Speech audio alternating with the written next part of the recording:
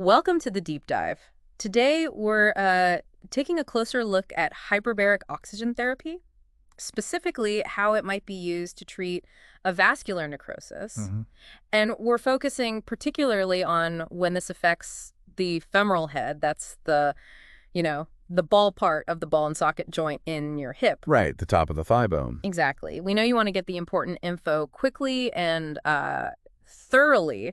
So we've sifted through medical handbooks, scientific papers, all that stuff to really pull out the key points for you. Yeah, let's just quickly define avascular necrosis again. Sometimes it's called osteonecrosis. Basically, it's what happens when bone tissue doesn't get enough blood. And it starts to die off. Pretty much, yeah. The lack of blood supply leads to bone death, and the femoral head is, unfortunately, a pretty common spot for this. Okay. So our mission today, if you will, is to figure out how boosting oxygen levels using this hyperbaric oxygen therapy could potentially help with this condition. That's the core question we're digging into. Okay, so let's start with the therapy itself. Hyperbaric oxygen therapy. What does that actually involve? Like, what happens when someone goes for a section? Well, fundamentally, you're breathing pure 100% oxygen. Yeah. But crucially, you're doing it inside a special chamber where the air pressure is increased quite significantly. Increased, like, how much? It can vary, but think higher than the normal atmospheric pressure we feel every day. Hmm. Now, there are two main kinds of chambers used for this. Okay. You've got multiplace chambers.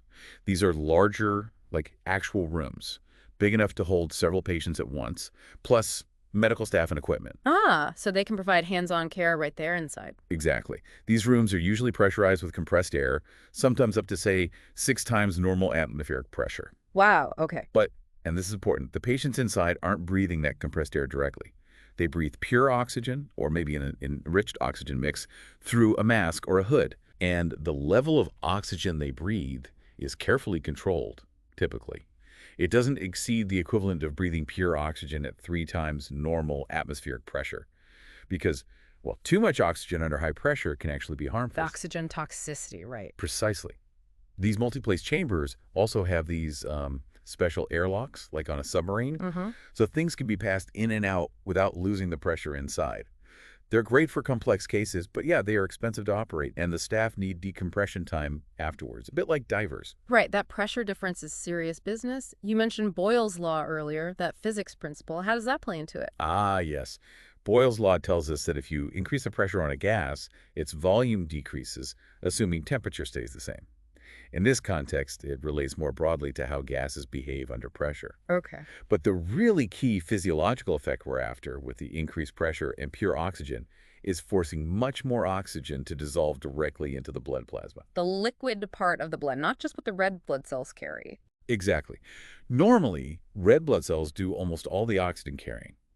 But under hyperbaric conditions, the pressure physically dissolves maybe 10 to 15 times more oxygen straight into the plasma itself. Wow, that's a huge increase. It is.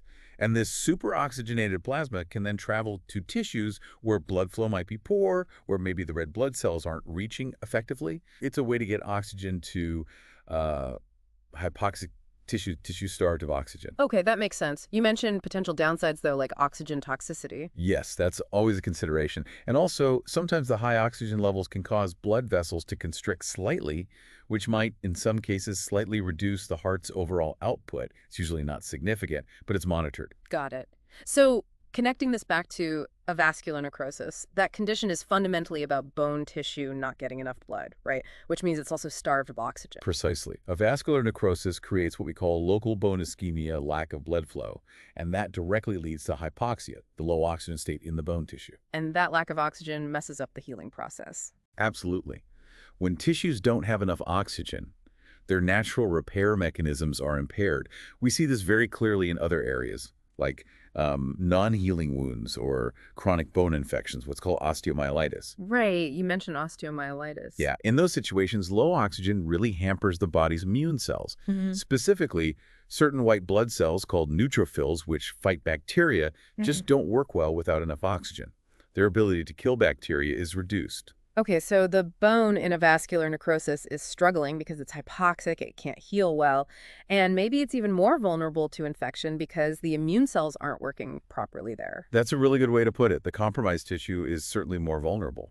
So the thinking behind using hyperbaric oxygen therapy is flood that struggling bone tissue with the extra oxygen dissolved in the plasma. That's the core rationale. By dramatically increasing the oxygen tension in the bone tissue, the therapy aims to overcome that local hypoxia. And hopefully kickstart healing or at least stop things getting worse. Exactly. And drawing parallels again, studies on bone infection show that boosting oxygen levels allows those neutrophils, those immune cells, to function better and kill bacteria more effectively. So even if a vascular necrosis isn't primarily an infection, that improved immune function could be a side benefit. It could be, yes, especially if there's any secondary infection risk in that damaged bone. But the main proposed benefits in low oxygen states generally are: 1, enhanced oxygen delivery, obviously; 2, potentially reducing edema or swelling; and 3, promoting angiogenesis, the growth of new tiny blood vessels, new capillaries. Oh, building new supply lines. Kind of, yeah. That formation of new capillaries is really vital for long-term healing, like we see in wound repair. It helps restore better blood flow over time. Okay, this all sounds very logical, but what about the specific evidence for using it in a vascular necrosis of the femoral head? You mentioned our sources. Well, What did they say? yeah, that's where it gets a bit more theoretical based on the sources we looked at. There isn't a huge amount of direct, high-quality trial evidence presented in these specific materials, focusing squarely on hyperbaric oxygen for femoral head avascular necrosis. So more drawing parallels from other conditions. Pretty much. Mm. We have to infer the potential benefits based on how it works in situations with similar underlying problems, namely hypoxia and impaired healing. Okay, so give us those examples again. Osteomyelitis was one. Right. Chronic osteomyelitis. The sources talk about using hyperbaric oxygen there because the low oxygen in the infected bone hinders the immune response and even makes antibiotics less effective. Okay. So the fact that hyperbaric oxygen helps in bone under hypoxic infected conditions suggests it could help in bone under the hypoxic conditions of a vascular necrosis, even without infection being the main driver. Makes sense. What else? Well, think about non-healing wounds or compromised skin grafts or muscle flaps, maybe after surgery or injury. Hyperbaric oxygen is used to improve oxygenation in those tissues, basically to keep them alive and help them heal. Which is fundamentally the same problem in a vascular necrosis tissue dying from lack of oxygen and blood supply. Exactly the same core problem. Tissue viability is key. You also touched on something called ischemia reperfusion injury. How does that relate? Yeah, that's when tissue is damaged, first by lack of blood flow, ischemia, and then by a secondary wave of damage when blood flow returns, reperfusion. It involves inflammation and certain white blood cells causing trouble. Okay. While a vascular necrosis isn't typically caused by that sudden reperfusion event, hyperbaric oxygen seems to help reduce that reperfusion injury in other contexts, possibly by calming down those inflammatory white blood cells. So maybe it could offer some protective effect to the already vulnerable bone in a vascular necrosis. That's the thinking, yes. It might help protect the surrounding, still viable bone tissue from secondary damage cascades. But again, I have to stress, based on the reviewed sources, we're not seeing large, definitive, randomized controlled trials specifically for a vascular necrosis of the femoral head that prove all this conclusively. Right. It's based on the physiological rationale, the it makes sense that it should work argument. Correct. The biological plausibility is strong based on delivering oxygen to oxygen-starved bone. Okay. So if someone is considering this or undergoing it, what about safety? We mentioned oxygen toxicity. Are there other risks or things to consider? Absolutely. Safety is paramount. Oxygen toxicity is the main one related to the oxygen itself. Yeah. It can affect the central nervous system, the lungs, even the eyes, depending on the pressure and duration. That's why treatment protocols are so strict. And tightly controlled. Very. Then there's the pressure aspect itself. Changes in pressure can potentially cause barotrauma injury due to pressure, particularly to air-filled spaces like the ears or sinuses. Less commonly, but more seriously, the lungs. Like divers getting the bends. Not quite the same, but pressure related. Sort of related to pressure changes, yeah. So careful patient screening is crucial. Anyone with certain pre-existing lung conditions, maybe untreated pneumothorax or certain heart issues, might be at higher risk. A thorough medical history is essential before starting therapy. Okay, so careful patient selection and strict protocols are key. Definitely.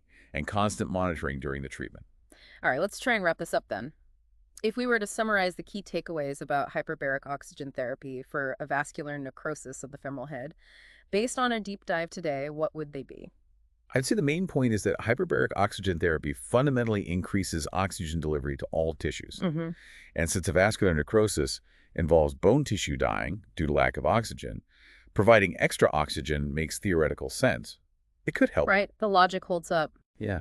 And while the direct high-level evidence specifically for the femoral head in these sources is limited, the way it helps in other similar situations like bone infections, non-healing wounds, suggests it might support bone health, maybe slow down the damage in a vascular necrosis. But the big caveat is, The big caveat is we really need more research, more specific, large-scale clinical trials focusing directly on hyperbaric oxygen for a vascular necrosis, especially of the femoral head, to really know for sure how effective it is, who benefits most, and what the optimal treatment approach looks like. so lots of potential, but more proof needed. That sums it up well.